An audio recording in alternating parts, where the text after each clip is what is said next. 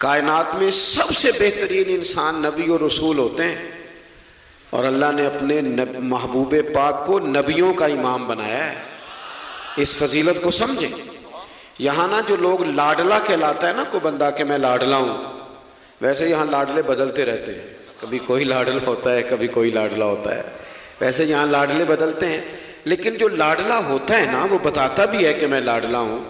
اور کسی کا بھی کوئی لاڈلا ہو جائے تو وہ ناز نخرے دکھاتا ہے، رسول کریم اور رب کے لاڈلے محبوب ہیں۔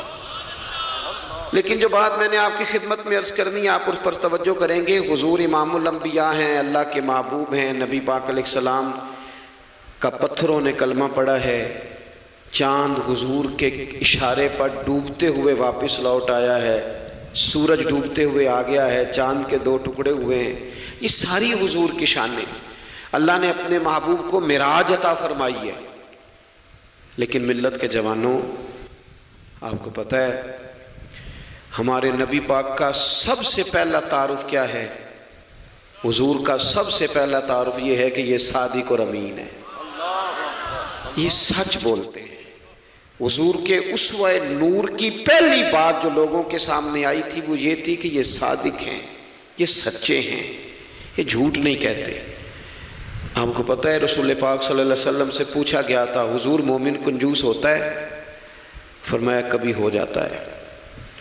یا رسول اللہ مومن بزدل بھی ہوتا ہے؟ فرمایا کبھی ہو جاتا ہے۔ یا رسول اللہ مومن جھوٹ بولتا ہے؟ تو میرے کریم نے فرمایا نہیں، میرا مومن جھوٹ نہیں بولا کرتا۔ حضور کا جو پہلا تعارف ہے نا، یہ جو حضور کی 40 سالہ زندگی ہے نا، اسے نبی پاک علیہ السلام نے اپنی نبوت کی دلیل کے طور پر بیان فرمایا ہے۔ فرمایا فَقَدْ لَبِثْتُ فِيكُمْ عُمَرًا مِّن قَبْلِهِ أَفَلَا تَعْقِلُونَ۔ محبوب آپ ان سے کہہ دے میں نے تمہارے بیچ وقت گزارا ہے، تمہیں عقل نہیں؟ کوئی میری طرح کا سچا دیکھا ہے تو دکھاؤ۔ آج میری ملت کا سب سے بڑا مسئلہ جھوٹ ہے، سب سے بڑا مسئلہ اعتماد نہیں۔ بیوی اپنے شوہر سے کہتی ہے کہ تو تھوڑے پیسے دے لیا کر، تھوڑے ایک جوڑے پہ میں گزارا کر لوں گی، میرے ساتھ سچ تو بول۔ تو لاہور جاتا ہے تو لاہور کا بتا کے جا۔ ماں کہتی ہے پتر سے کہ پتر تھوڑی باتیں بتایا کر پر سچی بتایا کر۔ قوم کا اعتماد اٹھ گیا سیاستدانوں سے، تم نے لمبے چوڑے وعدے کیے، تم نے بڑی باتیں سنائی۔ تم دیکھیں نا، آپ کی توجہ اگر ہو تو میں ایک حوالہ اس طرح کا بھی عرض کروں آپ کی خدمت میں۔ سبز باغ دکھا کے لوگوں کو کبھی پریشان نہیں کرنا چاہیے، کبھی بھی۔ یہ ہمارے پیر بھلا کیا کرتے ہیں بیچارے، ایک کرامت اللہ خیر کرے کبھی کوئی ایک بن جاتی ہے نا تو پھر وہ کمپنی کی مشہوری کا ذریعہ بنتی ہے۔ وہ کہتے ہیں اس کرامت کو بھی فیس بک پہ ڈالو۔ میں نا کراچی جا رہا تھا تو لاہور میں تھوڑا سا مریض ہوں، مجھے الرجی ہو جاتی ہے، زیادہ دیر بیٹھ نہیں سکتا، تو ایک کانفرنس میں مجھے شرکت کرنی تھی۔ تو ایئرپورٹ سے ہی میں نے دوستوں سے پوچھا موسم تمہارا کیسا ہے؟ کہنے لگے پیر صاحب بڑی گرمی ہے اور شدت ہے بڑی، اے سی چلا کے بھی گاڑی میں دقت ہے۔ تو میں نے کہا اچھا دعا کرتے ہیں اللہ بارش برسا دے۔ تو یہ دعا لاہور ہو رہی تھی، میں کراچی ایئرپورٹ پہ اترا تو بارش ہو رہی تھی۔ تو وہ جو مجھے لینے آئے تھے نا صاحب، وہ گاڑی میں ایک بندے کو کہہ رہے ہیں کہ وہ پیر صاحب نے لاہور آکھیا سی تو 1.5 گھنٹے جمی آ گیا ہے۔ وہ میں نے اسے کہا وہ بس کر، اب آگے نہ بتا، ایسا نہ ہو کہ 2-4 لوگ آ جائیں کہ پیر صاحب جو کہتے ہیں وہ ہو جاتا ہے۔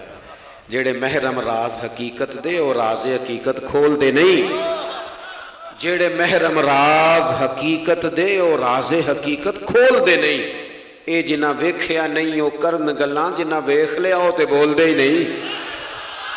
اس لیے یہ اس طرح کرامتوں کو نا کمپنی کی مشہوری کا ذریعہ، ہمارے سیاستدان، ہمارے بڑے لیڈران وہ سبز باغ دکھا دیتے ہیں۔ آپ تھوڑی باتیں کریں، محدود کریں، مختصر کریں۔ دیکھیں اللہ کے محبوب علیہ السلام سے طائف والوں نے کہا تھا، جب حضور علیہ السلام نے دین کی تبلیغ کی تو سیرت میں یہ عنوان بھی ہمیں ملتا ہے، یا رسول اللہ صلی اللہ علیہ وسلم اگر آپ کو کل حکومت ملتی ہے تو ہمیں حصہ ملے گا؟ عرب کے لوگوں کا مزاج تھا نا، انہوں نے حضور سے کہا اگر کل کلاں حکومت ملتی ہے تو ہم شریک ہوں گے؟ تو حضور مسکرائے، اور میرے نبی پاک کو حکومت ملنے کا پاک کتنا زیادہ تھا کہ مکے سے ہجرت کر رہے ہیں، مدینہ شریف ابھی پہنچے نہیں، رستے میں سراقہ بن مالک سے کہہ رہے ہیں کسریٰ کے کنگن آئیں گے، یعنی حضور بتا رہے ہیں کہ سپر پاور بھی ساری یہاں آ جائے گی۔ حضور تو خندق والے دن ایک ہتھوڑا مارتے تھے تو فرماتے تھے روم فتح ہو گیا، دوسرا مارتے تھے تو کہتے تھے ایران فتح ہو گیا۔ یہ بخاری میں چیزیں آپ کو ملیں گی۔ حضور کو کامل یقین تھا کہ اذا جاء نصر اللہ والفتح، کامل یقین تھا کہ ان فتحنا لک فتحا مبینا، یہ ہوگا سارا کچھ۔ لیکن انہوں نے جب کہا نا ہمیں حصہ ملے گا تو حضور مسکرائے، فرمایا تم کہتے ہو حکومت تمہیں ملے گی، فرمایا بھائی سنو، حکومت اسے ملتی ہے جسے اللہ عطا کرتا ہے۔ بات ختم کر دی۔ سچ بولے زندگی میں، سچی بات کریں۔ اللہ کے رسول صلی اللہ علیہ وسلم نے ہمیں پہلا سبق سچ کا دیا۔ اسے سادی تقریر نہ سمجھنا، یہ عنوان دین ہے۔ اپنی زندگی سے جھوٹ کو نکال دیں۔ آپ جو تھوڑی باتیں کر لیں پر جو کہیں اس پر کھڑا ہونا سیکھیں۔ اپنی زندگی کے اندر استقامت کا نور لائیں۔ جوانوں، کبھی بھی جھوٹ کی بنیاد پر رشتے نہ قائم کرنا۔ آتے ہیں رشتہ دیکھنے والے تو کوئی باتیں سناتے ہیں، ہمارے گھر والے ہو بیٹا تو ولی ہوتا ہے، کیا بات ہے؟ اور پھر بعد میں یہ حالت ہوتی ہے کہ اماں کہتی ہے میں آپ بڑا سمجھانی ہے، انہوں میری بھی نہیں سنتا۔ تو وہ رشتہ دیکھتے وقت تو آپ نے کہا تھا کہ بہت بڑا درویش ہے۔ آپ اور بچی والے بھی کچھ ایسے کام کرتے ہیں۔ رشتہ کرانے والے سے کہتے ہیں ہم نے کار بھی دینی ہے۔ کیوں آپ نے لالچ پیدا کیا؟ کیوں پہلے آپ نے خرابیاں کی؟ اپنی زندگی میں سچ بولیں، سچی بات کریں۔ کبھی بھی کوئی ایسا کام نہ کریں جس سے کہ لوگوں کی طبیعت ایسی ہو کہ لوگ سمجھیں کہ یہ لوگ تو غلط بیانی کے عادی ہیں۔ دیکھیں بخاری میں موجود ہے، سیرت کی تمام کتابوں میں الفاظ کے اختلاف کے ساتھ یہ اپنی اصل کے ساتھ یہ چیز ہر جگہ موجود ہے۔ حضرت ابو سفیان رضی اللہ تعالیٰ عنہ بعد میں مسلمان ہوئے، فرماتے میں جب شاہ روم کو حضور کا خط گیا تھا نا ہرقل کو،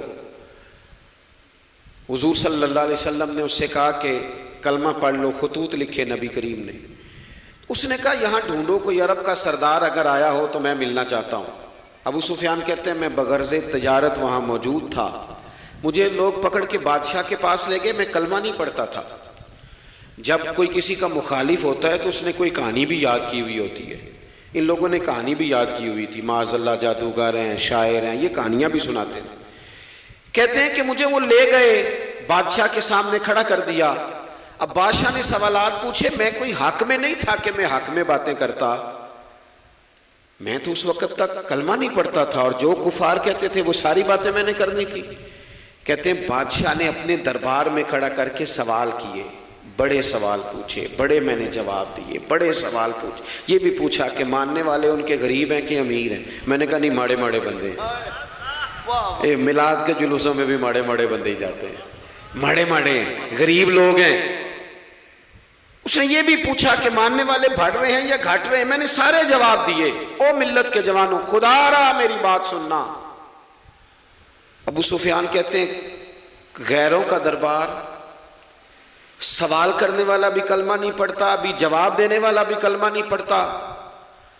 اس نے مجھ سے کہا کہ آپ نے بتایا کہ آپ رشتے میں چچا ہوتے ہیں، یہ بتاؤ وہ جنہوں نے اعلان نبوت کیا ہے کیا کبھی انہوں نے جھوٹ بھی بولا ہے؟ آج لوگوں نے نام نہیں بدل دیا جھوٹ کا، کچھ نے بہانہ نام رکھ دیا جھوٹ کا، جی میں نے بہانہ کر دیا تھا۔ کچھ کہتے ہیں جی جی وہ تو میں نے تو بس ایسے ہی بات، وہ تو میں نے مذاق کیا تھا۔ جھوٹ کے نام نہیں بدل دیے لوگوں نے۔ ابو سفیان کہتے ہیں مجھ سے بادشاہ کھڑا کر کے پوچھنے لگا کیا کبھی انہوں نے جھوٹ بھی بولا ہے؟ ابو سفیان کہتے ہیں کہ لمحے کے لیے میرے دل میں آیا کہہ دوں کہ بولا ہے۔ پھر میں نے کہا ایک تو یہ عرب کی وفاداری کے خلاف ہے، اور دوسرا میں کہوں گا وہ جادوگر ہیں تو شاید کو ایک سیکنڈ کے لیے توجہ کرے، میں کہوں گا وہ شاعر ہیں شاید کو توجہ کرے، اور مدینے والے نے جھوٹ بولا یہ تو مانے گا ہی کوئی نہیں۔ سنو سنو، جن چیزوں کو معمولی سمجھ کے ہم نے رائج کیا وہ ہمارا وقار لے گئی۔ دنیا ہم پر اعتماد نہیں کرتی۔ ہم اس ملک میں بستے ہیں جہاں زلزلہ بھی آئے تو غیر ملکی امداد کرنا چاہیں تو وہ کہتے ہیں حکومتوں کے ہاتھ میں نہیں دیں گے، خود جائیں گے۔ ہمارا یہ حال ہو گیا ہے کہ قوم پر اعتماد اٹھ گیا دنیا کا۔ ہمیں پلٹنا ہے، ہم نے دیکھنا ہے ہمارا رویہ کیا ہے، ہمارا انداز کیا۔ تھوڑی کر لیں باتیں کو، ضروری ہے صبح شام بولنا، تھوڑے کر لیں باتیں۔